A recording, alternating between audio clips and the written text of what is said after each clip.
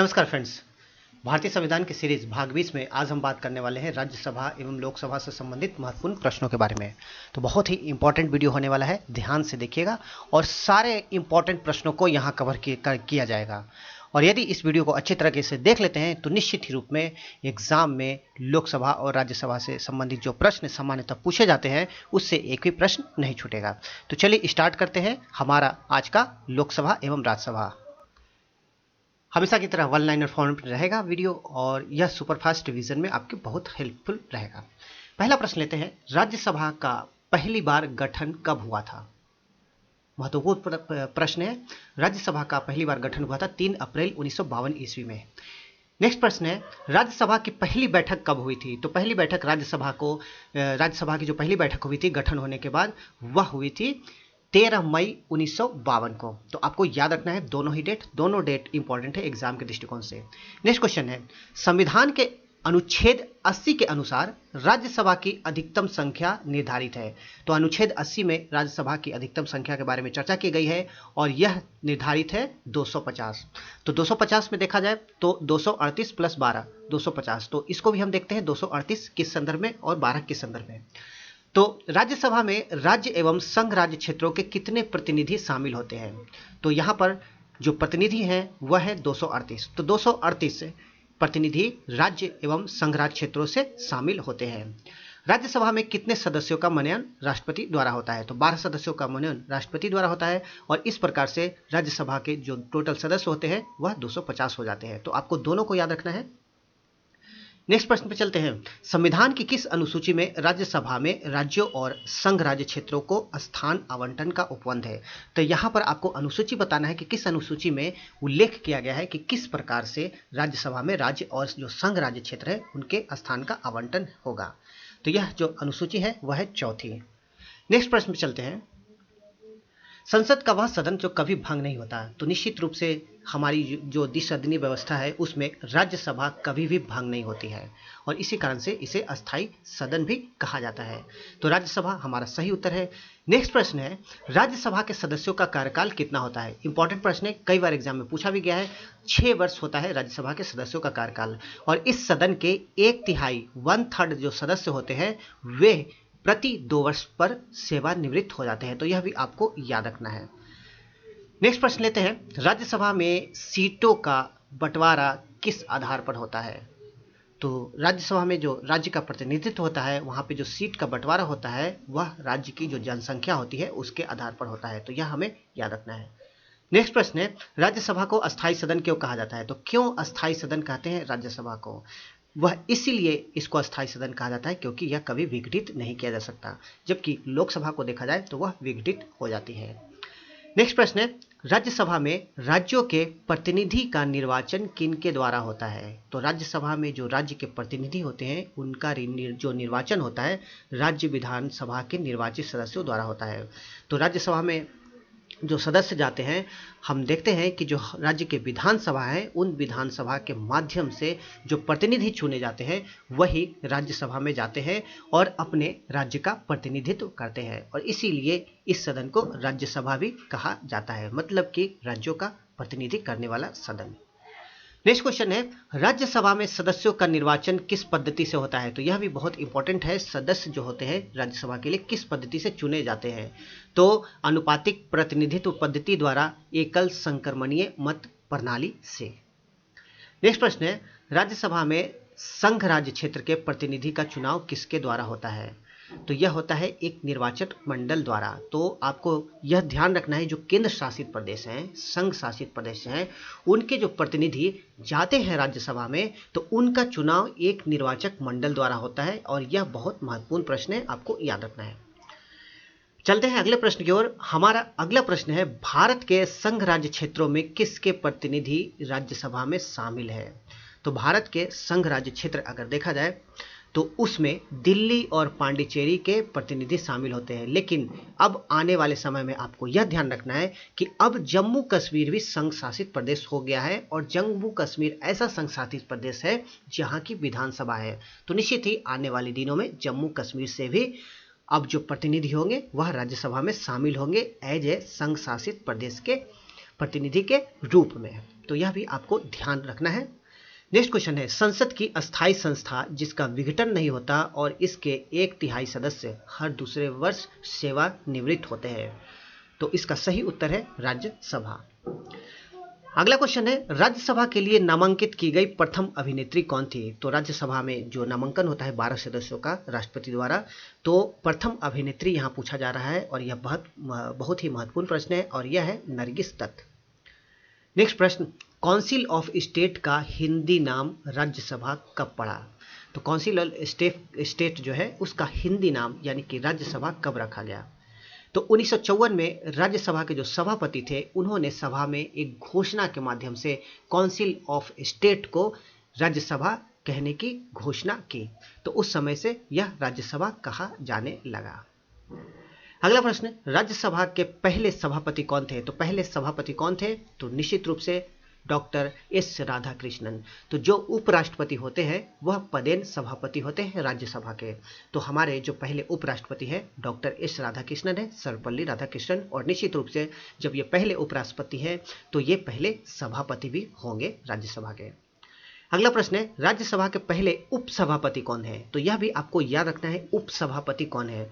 तो यह है एस.वी. कृष्णमूर्ति राव। राज्यसभा के पहले उपसभापति एस.वी. कृष्णमूर्ति राव। नेक्स्ट प्रश्न है, राज्यसभा की प्रथम महिला सचिव कौन थी? तो यहां पर महिला सचिव की बात हो रही है और यह थी वी.एस. रमादेवी, राज्यसभा की प्रथम महिला सचिव। नेक्स्ट क्वेश्चन, राज्यसभा की प्रथम महिला उपसभापति। तो महिला उपसभापति की बात की जा रही है और यह थी वायलेट अल्वा, राज्यसभा की पहली महिला उपसभापति।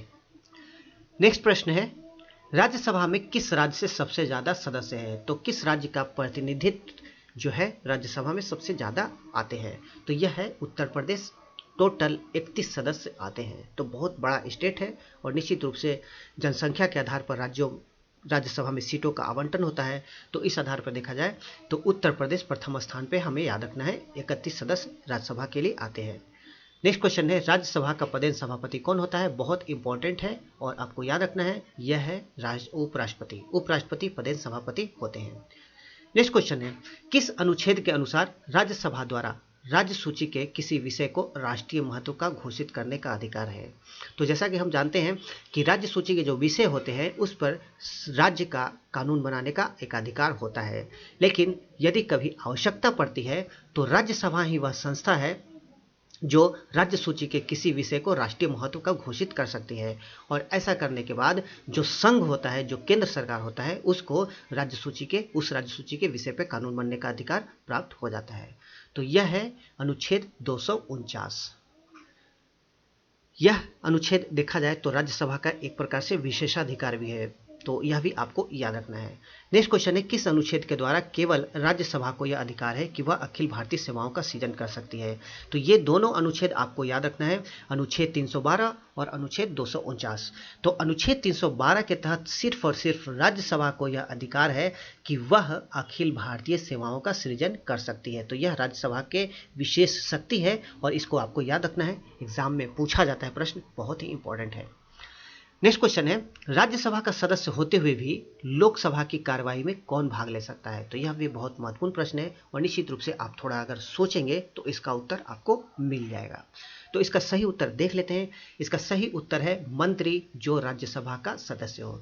तो हम जानते हैं कि मंत्री जो बनते हैं वह राज्यसभा से या लोकसभा से किसी भी सदन का सदस्य हो वो मंत्री बन सकते हैं। तो यदि राज्यसभा के सदस्यता के द्वारा कोई मंत्री बनता है तो लोकसभा की कार्यवाही में वह भाग ले सकता है। नेक्स्ट क्वेश्चन है, धन विधेयक के संबंध में राज्यसभा को किस प्रकार का अधिकार प्राप्त है? तो धन विधेयक के संबंध में देखा जाए तो केवल सिफारिश करने का अधिकार है राज्यसभा को। अगला प्रश्न, हाँ, इस संबंध में एक और तथ्य ध्यान रखने वाली बात है कि राज्यसभा धन विधेयक में न तो संशोधन कर सकती है और न उसे अस्वीकार कर सकती है। तो इस प्रकार देखा जाए तो केवल सिफारिश करने का अधिकार है और वह सिफारिश भी लोकसभा चाहे तो मान सकती है लेकिन नहीं भी मान सकती है। तो दोनों ही ऑप्शन उसके पास रहता है, लोकसभा के पास। अगला प्रश्न है, लोकसभा द्वारा पारित धन विधेयक राज्यसभा द्वारा भी पारित मान लिया जाएगा यदि राज्यसभा उस पर कितने दिनों तक कोई कार्रवाई नहीं करती है?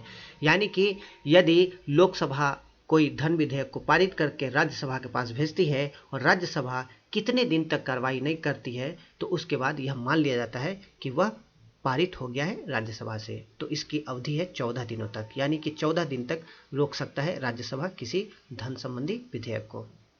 अब बात कर लेते हैं लोकसभा के बारे में। तो लोकसभा से संबंधित प्रश्न को देखते हैं। लोकसभा का पहला आम चुनाव कब हुआ था? तो यह हुआ था 1952 में। मूल संविधान में लोकसभा की सदस्य संख्या कितनी थी? तो मूल जब संविधान बना था तो उस समय लोकसभा की जो सदस्य संख्या थी 500 निर्धारित की गई थी। नेक्स्ट क्वेश्चन, वर्तमान में लोकसभा सदस्य की अधिकतम संख्या हो सकती है? तो वर्तमान में अधिकतम संख्या यहां पूछा जा रहा है। तो अधिकतम संख्या 552 हो सकती है, यानी कि 530 प्लस 20 प्लस 2 552। तो हम देख लेते हैं कि किस प्रकार से 552 हो सकती है। तो जो 530 होते हैं वह राज्यों के प्रतिनिधि होते हैं और 20 संघ राज्य क्षेत्रों से आते हैं और जो 2 होते हैं वह राष्ट्रपति द्वारा मनोनीत एंग्लो इंडियन समुदाय के 2 सदस्य होते हैं। तो एंग्लो इंडियन समुदाय वे समुदाय होते हैं कि जिनके पूर्वज में देखा जाए तो जो अंग्रेज किसी व्यक्ति है और उसकी माता यदि भारतीय है तो उससे जो संतान होती है वह एंग्लो इंडियन समुदाय कहलाती है। तो इस समुदाय के 2 सदस्यों को राष्ट्रपति को अधिकार है कि यदि इन समुदाय का उचित प्रतिनिधित्व लोकसभा में नहीं है तो वो 2 सदस्य को नामित कर सकते हैं। तो आपको याद रखना है 530 राज्यों से चुने जाते हैं, 20 संघ शासित क्षेत्रों से चुने जाते हैं और 2 जो हैं राष्ट्रपति द्वारा मनोनीत होते हैं एंग्लो इंडियन समुदाय के, यदि उनको उचित प्रतिनिधित्व नहीं हो लोकसभा में। तो नेक्स्ट प्रश्न है, किस राज्य का लोकसभा में सर्वाधिक प्रतिनिधित्व है? तो राज्यसभा में हमने देखा उत्तर प्रदेश का और लोकसभा में भी उत्तर प्रदेश का सबसे ज्यादा प्रतिनिधित्व है। प्रथम स्थान उत्तर प्रदेश का है, 80 सीट है लोकसभा में उत्तर प्रदेश का, और द्वितीय स्थान महाराष्ट्र का है 48 सीट 48 सीट है, और तीसरे स्थान पर पश्चिम बंगाल 42 सीट है। आगे बात करते हैं 84वें संविधान संशोधन 2002 द्वारा लोकसभा की कुल सदस्य सीट संख्या 1971 की जनगणना के आधार पर कर दी गई। यह कब तक नहीं बदली जाएगी? यानी कि जो लोकसभा की जो सीट है उसका परिसीमन कब तक नहीं किया जाएगा। जो वर्तमान सीट है वही सीट यथावत रहेगी, तो यह रहेगी 2026 तक। और यह जो प्रावधान किया गया 84वें संविधान संशोधन 2002 द्वारा किया गया है। नेक्स्ट क्वेश्चन है, लोकसभा के सदस्यों की संख्या 525 से बढ़ाकर 545 की संविधान संशोधन द्वारा किया गया। तो यह किया गया 31वें संविधान संशोधन। नेक्स्ट क्वेश्चन, लोकसभा का विघटन होने के बाद अध्यक्ष अपने पद पर कब तक बने रह सकता है? तो लोकसभा का विघटन होता है क्योंकि यह अस्थायी सदन नहीं है राज्यसभा की तरफ, तो 5 साल इसकी अवधि होती है और 5 साल के बाद यह विघटित हो जाता है। तो अध्यक्ष जो है विघटन होने के बाद भी बना रहता है, और कब तक बना रहता है? जब तक नई लोकसभा गठित नहीं हो जाती है और उसके बैठक नहीं हो जाती है। तो नई लोकसभा के बैठक होने तक अध्यक्ष अपने पद पे बना रहता है। अगला प्रश्न, लोकसभा अध्यक्ष किन स्रोतों के माध्यम से अपनी शक्ति एवं कर्तव्य को प्राप्त करता है? तो लोकसभा अध्यक्ष की 2 शक्ति के स्रोत है, जो कर्तव्य के स्रोत है, वह देखा जाए तो पहले स्थान पे है भारतीय संविधान। तो भारतीय संविधान लोकसभा अध्यक्ष के जो कार्य हैं, जो शक्ति है, उसको निर्धारित करता है। दूसरा है लोकसभा की प्रक्रिया एवं कार्य संचालन नियम, और तीसरा संसदीय परंपरा। तो इन माध्यम से लोकसभा अध्यक्ष जो है अपनी शक्ति को प्राप्त करता है। अगला क्वेश्चन, आपातकाल की घोषणा लागू होने पर विधि द्वारा संसद लोकसभा के कार्यकाल में एक बार में कितनी वृद्धि कर सकती है? तो यदि आपातकाल लागू हो जाए तो उस स्थिति में संसद जो है लोकसभा के कार्यकाल में एक बार में 1 वर्ष तक वृद्धि कर सकती है। यह बहुत महत्वपूर्ण प्रश्न है, आपको याद रखना है। नेक्स्ट क्वेश्चन लेते हैं, लोकसभा की 2 बैठकों के मध्य कितने समय से अधिक का अंतर नहीं होना चाहिए? तो सही उत्तर है 6 माह। 6 माह से ज्यादा का अंतराल नहीं हो सकता लोकसभा की 2 बैठकों के मध्य। नेक्स्ट क्वेश्चन है, लोकसभा में राज्यों को सीटों का आवंटन किस आधार पर होता है? तो यहाँ पे भी देखा जाए तो जनसंख्या के आधार पर सीटों का आवंटन होता है। नेक्स्ट क्वेश्चन, भारत के संविधान के अनुच्छेद 82 यानी कि 82 के अनुसार लोकसभा की सीटों का राज्यों के मध्य आवंटन किस जनगणना के आधार पर किया गया है? तो यह आपको याद रखना है, जो हमारा अभी वर्तमान में लोकसभा में जो सीटों का आवंटन है वह 1971 की जनगणना के आधार पर किया हुआ है, और जैसा कि हमने देखा 2026 तक यह अभी यथावत रहेगा, इसमें कोई परिवर्तन नहीं आएगा। नेक्स्ट प्रश्न है, लोकसभा में अनुसूचित जनजातियों के लिए किस राज्य में सबसे ज़्यादा आरक्षित सीट है? तो एसटी के लिए सबसे ज़्यादा आरक्षित सीट जो है वह मध्य प्रदेश में है लोकसभा में, तो ये आपको याद रखना है। अगला प्रश्न, लोकसभा में आंग्ल भारतीय समुदाय से सदस्य मनोनीत करने की शक्ति किसके पास है? तो आंग्ल भारतीय समुदाय से जो 2 सदस्य मनोनीत किए जाते हैं उससे मनोनीत करने की शक्ति राष्ट्रपति के पास है और राष्ट्रपति 2 सदस्य को मनोनीत कर सकते हैं। नेक्स्ट क्वेश्चन, लोकसभा अध्यक्ष के चुनाव की तारीख किसके द्वारा निर्धारित की जाती है? तो यह भी बहुत महत्वपूर्ण प्रश्न है। यह जो तारीख निर्धारित की जाती है वह राष्ट्रपति के द्वारा की जाती है। अगला प्रश्न, लोकसभा की गणपूर्ति या कोरम कुल सदस्य संख्या का कितना भाग होता है? तो यह जो गणपूर्ति होता है वह 1/10 होता है और लोकसभा में देखा जाए तो इसकी अगर संख्या की बात करें तो कुल 55 सदस्य इसके कोरम के लिए आवश्यक है। नेक्स्ट क्वेश्चन है, संसद के दोनों सदनों की संयुक्त बैठक अनुच्छेद 108 की अध्यक्षता किसके द्वारा की जाती है? तो 108 के अनुसार संसद के दोनों सदनों की संयुक्त बैठक होती है और इस बैठक में जो अध्यक्षता करते हैं वह लोकसभा अध्यक्ष द्वारा की जाती है। नेक्स्ट क्वेश्चन, लोकसभा में गणपूर्ति या कोरम के अभाव में सदन को स्थगित करने का अधिकार किसके पास है? तो अगर किसी भी सदन का देखा जाए तो निश्चित कोरम पूरा नहीं होता है तो उस सदन में बैठक करना देखा जाए तो बहुत ज़्यादा फलदायी नहीं होता है और यही कारण से लोकसभा के जो अध्यक्ष हैं उनको अधिकार दिया गया है कि यदि गणपूर्ति यानी कि कोरम पूर्ण नहीं हो पाता है तो वह उनके पास अधिकार है कि वह सदन को स्थगित कर सकते हैं। नेक्स्ट क्वेश्चन है, लोकसभा में एक दिन में पूछे जाने वाले तारांकित प्रश्नों की अधिकतम संख्या कितनी हो सकती है? तो एक दिन में अधिक से अधिक 20 प्रश्न पूछे जाते हैं तारांकित। नेक्स्ट प्रश्न, कोई विधेयक धन विधेयक है या नहीं, इसका निर्णय किसके द्वारा किया जाता है? तो धन विधेयक के संबंध में जो निर्णय लेने की शक्ति है वह लोकसभा अध्यक्ष के पास है और यह बहुत महत्वपूर्ण प्रश्न है, आपको ध्यान में रखना है। नेक्स्ट प्रश्न है, 10वीं अनुसूची के तहत दल बदल प्रावधानों के आधार पर लोकसभा के किसी सदस्य की निहरता संबंधी मामलों का निपटारा किसके द्वारा किया जाता है? तो यह किया जाता है लोकसभा अध्यक्ष के द्वारा और देखा जाए तो लोकसभा के अध्यक्ष जो है वह विशेष प्रकार की शक्ति इनके पास रहती है इन सब मामलों में। तो यह बहुत ही महत्वपूर्ण प्रश्न है और एग्जाम में पूछे जाते हैं ऐसे प्रश्न, तो इनको आपको याद रखना है। नेक्स्ट क्वेश्चन है, सदन में किसी मामले पर बराबर मत होने की स्थिति में गतिरोध समाप्त करने हेतु तो किसके द्वारा निर्णायक मत दिया जाता है? तो निर्णायक मत जो दिया जाता है वह लोकसभा अध्यक्ष द्वारा दिया जाता है और यह मत कब दिया जाता है? जब बराबर की स्थिति हो जाए यानी कि टाई हो जाए तो इस स्थिति में, और जब तक टाई नहीं होता है तब तक ये अपना वोट नहीं दे सकते हैं। तो ये आपको याद रखना है, बराबर मत होने की स्थिति में, टाई होने की स्थिति में किसी मामले पर जब टाई हो जाता है तो यह अपना निर्णायक मत देते हैं लोकसभा अध्यक्ष। तो इस प्रकार देखा जाए तो उस स्थिति में लोकसभा अध्यक्ष के मत का कितना महत्वपूर्ण योगदान हो जाता है। तो जिस तरफ ही अपना वोट देंगे निश्चित रूप से उसी प्रकार से वह जो विधेयक होगा वह बनेगा। आगे बात करते हैं, वरीयता क्रम में लोकसभा अध्यक्ष का क्या स्थान है? तो यह भी बहुत महत्वपूर्ण प्रश्न है। प्रधानमंत्री या उप प्रधानमंत्री को छोड़कर सभी जो कैबिनेट मंत्री होते हैं उनसे ऊपर होता है लोकसभा अध्यक्ष का स्थान, तो आपको यह ध्यान रखना है। तो कैबिनेट मंत्रियों में सबसे ऊपर होते हैं, लेकिन आपको प्रधानमंत्री और उप प्रधानमंत्री को याद रखना है कि ये उन लोकसभा अध्यक्ष के ऊपर होते हैं। नेक्स्ट बात करते हैं, लोकसभा का उपाध्यक्ष किसके प्रति उत्तरदायी होता है? तो उपाध्यक्ष जो होता है वह संसद के प्रति उत्तरदायी होता है, न कि लोकसभा अध्यक्ष के प्रति। तो आपको याद रखना है, ध्यान में रखना है, संसद के प्रति। नोट में आपको याद रखना है, उपाध्यक्ष लोकसभा अध्यक्ष के अधीनस्थ नहीं होता है, इसीलिए यह इसके प्रति उत्तरदायी नहीं होता है और होता है संसद के प्रति उत्तरदायी।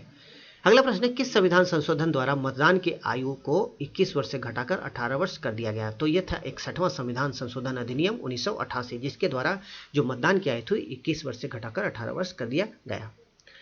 अगला प्रश्न, किस लोकसभा के बाद इस बात पर सहमति हुई कि अध्यक्ष सत्ताधारी दल का एवं उपाध्यक्ष मुख्य विपक्षी दल से होना चाहिए? तो यह सहमति भी 11वीं लोकसभा के बाद। अगला प्रश्न है, लोकसभा में किस पद की अवधि अल्पकालीन प्रवृत्ति का होता है? तो बहुत ही महत्वपूर्ण प्रश्न है और निश्चित रूप से आप सोच रहे होंगे और आपको सही आंसर मिल भी गया होगा। जो अल्पकालीन प्रवृत्ति का पद होता है वह होता है सामयिक अध्यक्ष।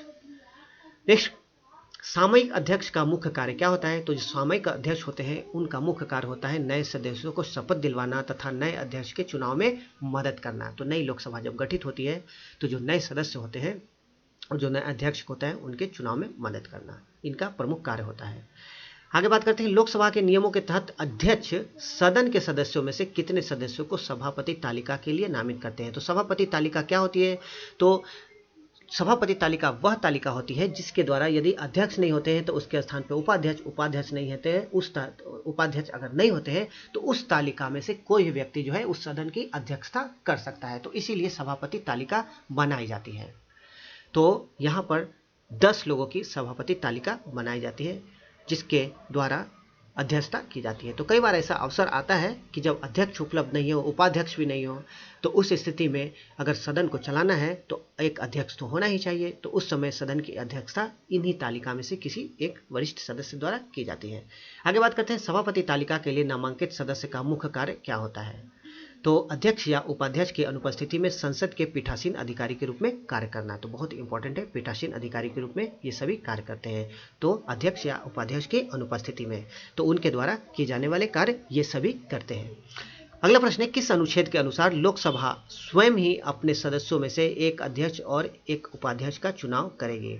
तो हम जानते हैं कि जब नई लोकसभा गठित होती है तो लोकसभा के जो सदस्य होते हैं उन्हीं में से एक अध्यक्ष और एक उपाध्यक्ष का चयन होता है। तो ये होता है अनुच्छेद 93 यानी कि 93 के अनुसार। आगे बात करते हैं, भारत में लोकसभा अध्यक्ष किसके द्वारा चयनित किया जाता है।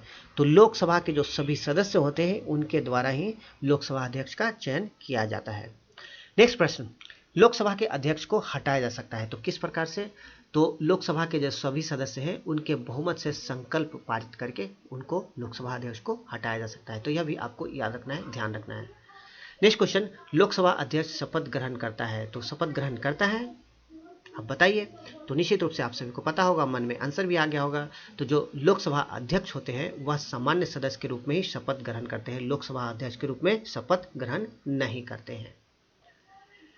लोकसभा अध्यक्ष अपना त्यागपत्र किसे सौंपता है। तो लोकसभा अध्यक्ष उपाध्यक्ष को त्यागपत्र देते हैं और जो उपाध्यक्ष होता है वह अपना त्यागपत्र किसे देता है, तो वह अध्यक्ष को देता है। तो यह आपको दोनों याद रखना है, अध्यक्ष उपाध्यक्ष दोनों एक दूसरे को अपना त्यागपत्र सौंपते हैं।